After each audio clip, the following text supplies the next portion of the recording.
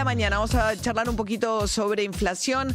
El 1,5 del mes pasado. Juan Manuel Telechea, columnista de Cenital, es economista, columnista nuestro habitual también. ¿Cómo estás, Juan Manuel? ¿Cómo estás, María? ¿Todo bien? Todo muy bien. Bueno, efectivamente, ¿no? Tuvimos un dato de 1,5 de inflación. La verdad que es un dato muy bueno, que incluso sorprendió un poquito a la baja, ¿no? Se esperaba hasta quizás que fuera un poquito más alto.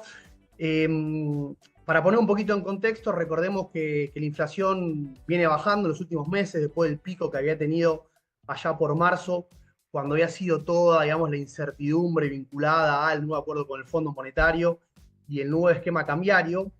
Y además es un dato que es sumamente bajo en términos de los últimos años. Tenemos, ¿no?, mucha gente ahí repitiendo el tema de la pandemia, pero la realidad es que tendríamos que retrotraernos hasta noviembre del 2017 para ver un dato similar. En la pandemia, digo, por cuestiones de la medición y obviamente por el tema del ASPO, creo que no es un dato comparable como para O sea, tener en cuenta. sin actividad económica no puedes medir la inflación de un momento con actividad económica que en un momento donde estaba todo clausurado.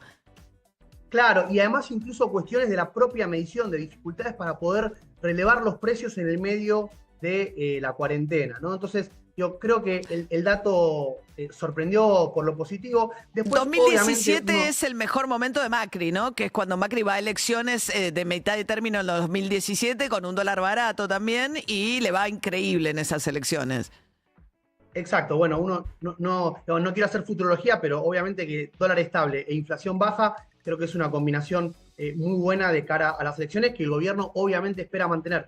Pero te decía que cuando uno después mira ahí, ¿no?, un poco el dato más fino, se encuentra con algunos factores, podríamos decir, que son interesantes de mencionar. Por un lado, la reducción, ¿no?, fue un factor negativo de los precios estacionales, sobre todo frutas y verduras, que así como había contribuido, digamos, al alza en el mes anterior, acá directamente vino con una reducción de precios, ¿no? O sea, una variación negativa de los estacionales. Después también hay que mencionar el tema estacionales son las frutas y verduras de estación, o sea, ¿no? Exactamente. Sobre lechuga, tomate, ¿sí? Precios que tienen un peso relevante en la canasta y que vinieron con precios directamente más bajos a los que había en el mes anterior.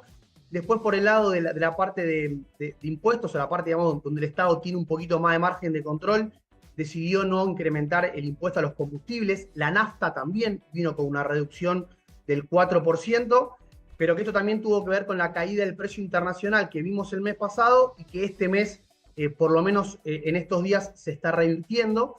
Y después, obviamente, lo que tenemos ahí, que creo que siempre es el dato más importante para mencionar, que así como el mes pasado dijimos que había sido malo, este sí fue un dato muy bueno, que es el de la inflación núcleo, ¿no? Digamos, la inflación que justamente trata de medir de la manera lo más precisa posible sin tener en cuenta todos estos factores estacionales. Claro, la núcleo es la que sale, ¿no? Saca de encima si el tomate es temporada, está dentro o fuera de temporada, es más caro cuando está fuera de temporada. Después, si el gobierno decide ajustar tarifas o no, o transporte, los precios regulados en los que dependen de decisiones del gobierno, autorizarlos, sacás eso y te fijás qué pasa con el resto de la economía, cómo se mueve.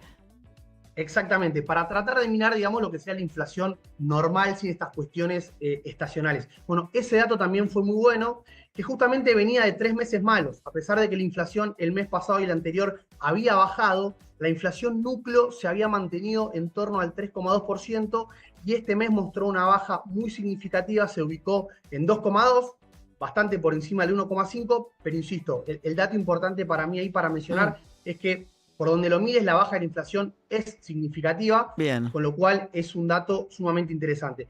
Después, obviamente, ahí siempre hay que tener en cuenta, ¿no?, que esto todavía no termina de pegar en los ingresos.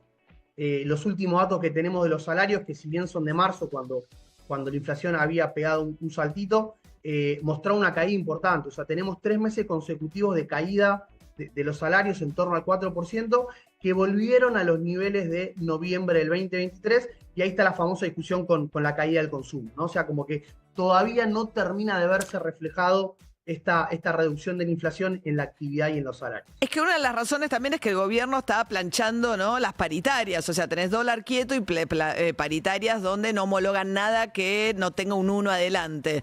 Y con la inflación de 3,7 de marzo, recuperar el 3,7 de marzo con las paritarias al 1 no vas a llegar.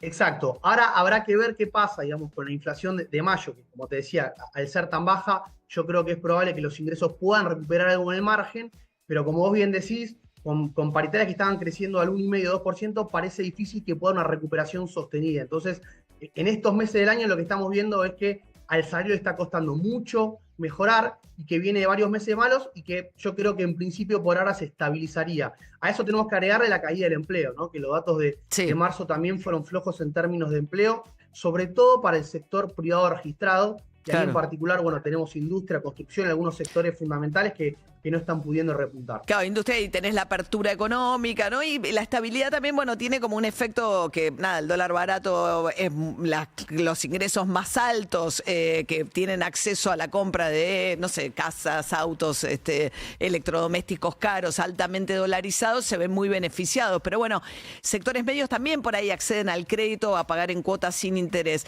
El tema también son los niveles de endeudamiento, ¿no?, de esos sectores. Claro, vos tenés ahí, que salió hace poquito, que creo lo charlaron uno de estos días, el tema de un crecimiento fuerte en lo que son los bienes durables, ¿no? Autos, electrodomésticos, y una caída en el consumo, digamos, más básico.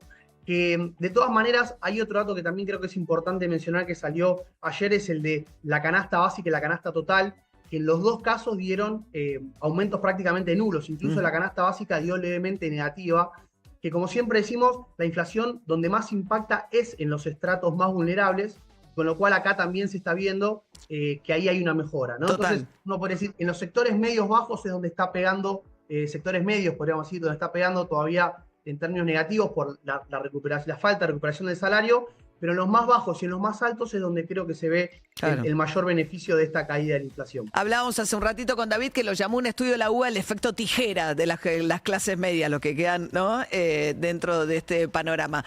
Muchas gracias, Juan Manuel.